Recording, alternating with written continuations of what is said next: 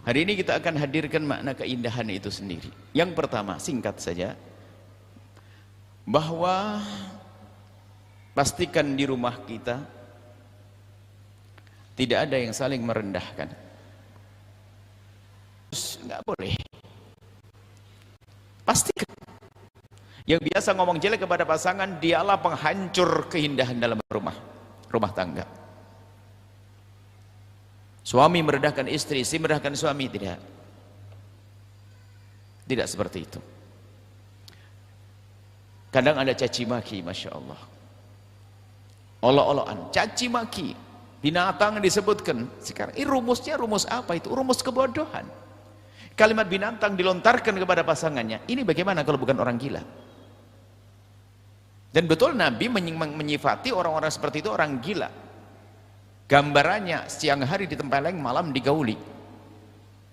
Istrinya siang dibilang binatang, malam digauli. Bukankah dia binatang sendiri? Jangan biasa ada caci maki.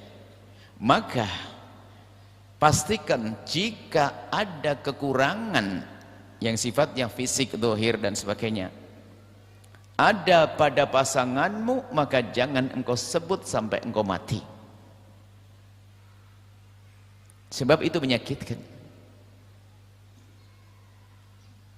Dan di saat orang sakit hati, dia akan mencoba membalas, mencari kesalahannya.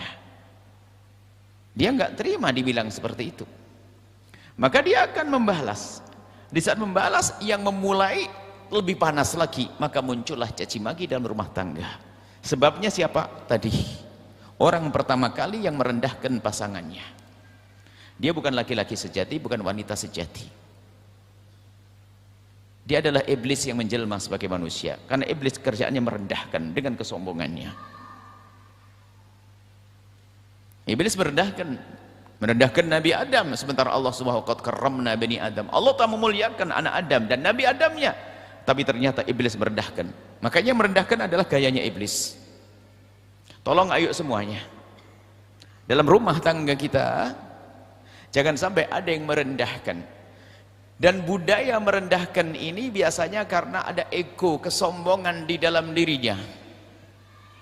Merasa dia punya kelebihan dibanding suaminya, dibanding istrinya. Menganggap istrinya mungkin orang biasa, orang kalau ngomong seenaknya.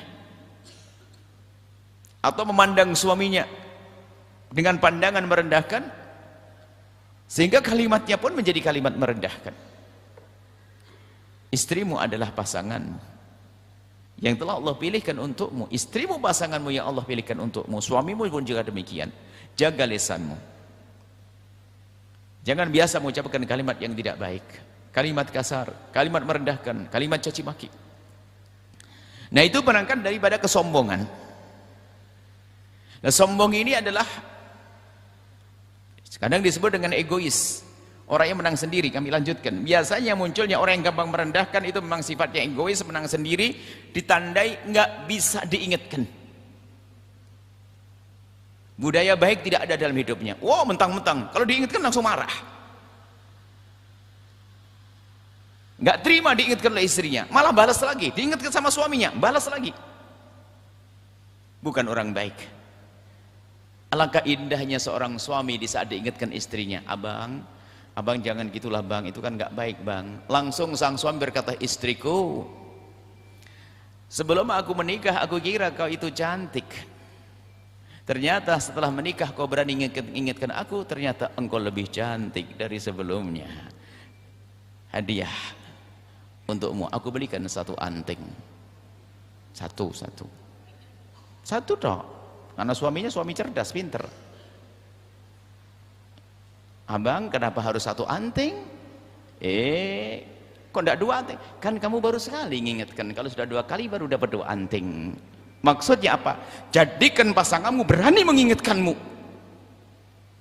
Karena itu yang akan menjadikan rumah tangga semakin indah. Kalau saya sebagai suami punya kekurangan, diingatkan seorang istri, saya akan belajar. Bukan membantah, kamu juga begitu. Kamu aja begitu. Sama seorang suami di saat diingatkan sama istri. Seorang istri mengingatkan suami, Masya Allah. Diingat suami menyanjung, suamiku aku kira kau dulu cuman sekedar ganteng. Akan tapi ternyata kamu sangat ganteng, Masya Allah. Sambil gigit hidungnya, makasih suamiku telah ngingetin aku. Allah, ini perlu budaya semacam itu, budaya lapang.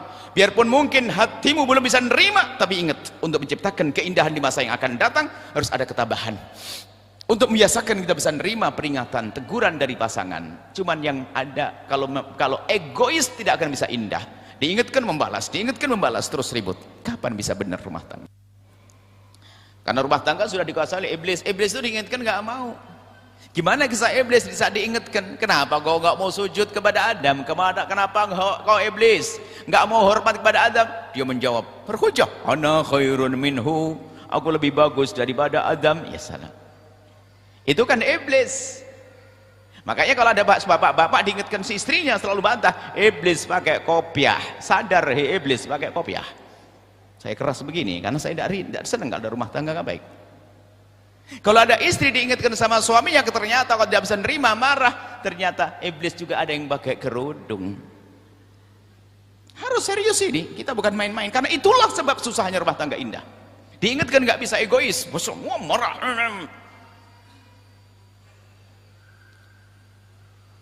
Dan cara marah itu berbeda-beda memang. Kalau bapak-bapak mungkin kalau diingatkan sama istri langsung gedor meja, jedar, banting pintu. Ya, karena bapak-bapak mentang-mentang gagah begitu. Marah, diam. Padahal kalau di luar tampak mesra sama orang, di kantor dia supel, tapi sama istri. Iblis pakai kopiah. Saya ngomong tidak kasar-kasar, tapi mungkin ngelkit juga bagi orang yang kerasa. Karena saya tidak senang ada hal-hal semacam itu. Kami bikin rumah tangga itu indah. Kalau suami begitu, ngedar, pokoknya gitu sajalah. Kami harap kalau di sini ada begitu, insya Allah hari ini semakin indah setelah itu. Malam ini malam terakhir dengan ketidakbaikan dengan suami istri. Malam ini malam terakhir dengan kesombongan dengan suami. Akan kita akhiri berubah menjadi ketawaduan. Kalau istri mah nggak banting pintu, Bu.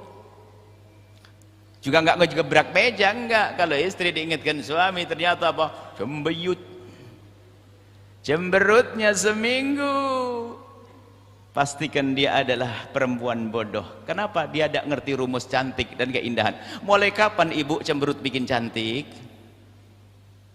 Mulai kapan cemberut bikin cantik? Sudah bikin tidak enak hati. Kalau diingatkan sama suami langsung, ya. Masya Allah, seminggu. Siapa yang nggak begitu mau didoain? Angkat tangan. Cepat doanya dikabul hari ini. Angkat tangan. Subhanallah, baik-baik istri di sini ya, nggak berani. Di tempat lain angkat tangan semuanya, Bu. Karena mau didoain. Orang insaf itu penting. Nggak. Kita biasakan dengan serius ini. Jangan biasa dengan diingatkan lalu marah dan sebagainya. Kalau diingatkan itu Masya Allah. Karena kita keturunan Nabi Adam. Nabi Adam diingatkan bagaimana? Langsung. Di saat jangan wala taqrabu hadhihi syajarah, hai Adam jangan kau dekati pohon ini dan sebagainya. Dibohongi sama iblis musuhnya itu. Ya Nabi Adam kan tidak ngira kalau di surga itu ada makhluk bohong itu di surga. Ngomong, "Hei Adam, kenapa kau tidak boleh makan ini? Sebab kalau kau makan ini bakal abadi di surga." Loh. Nasihati pakai bahasa iblis ini, aku nasihati kamu nih Adam. Yang di surga masa ada makhluk yang jahat kan yang iya, Nabi Adam makan. Tapi Nabi Adam saat itu karena mbah kita, yang merasa mbahnya Nabi Adam itu gayanya, di saat diingatkan dan sebagainya, dia dengan mudah mengatakan, Rabbana zalamna anfusana, ya Allah saya salah. Hei suamiku bener, makasih suamiku yang ganteng teng itu, istriku yang cantik tik seneng, makasih. Budaya ini perlu. Jujur kalau Anda tidak seperti ini, jangan-jangan Anda ini keturunan iblis. Waduh, serem bahasanya ini. Sebab kami tidak rindu ada kekacauan di rumah tangga. Sumbernya dari orang-orang seperti ini. Indah, tidak boleh caci maki. Dada cemika dasarnya kesombongan. Ini dua. Tidak boleh caci maki. Nggak boleh ada egois. Nah, egois itu kalau dibiarkan menjadi kesombongan, nggak peduli dengan pasangan, sehingga bercintanya pun tidak seimbang, nggak ada keinginan suami bantu istri dan sebagainya, sehingga yang muncul adalah perendahan. Sehingga nanti kalau kita bahas di saat suami fakir mungkin bisa mesra sama istri, saat kaya semenang-menang. Istri pun juga demikian. Dulu menjadi orang biasa, di saat dia punya karir, mulai kaya, mulai mengangkat suara kepada suami. Kenapa? Permasalahannya ada kesombongan di dalam dirinya. Ada sombong. Nah, ini harus kita jadikan bahan renungan saat ini. Kenapa harus seperti itu?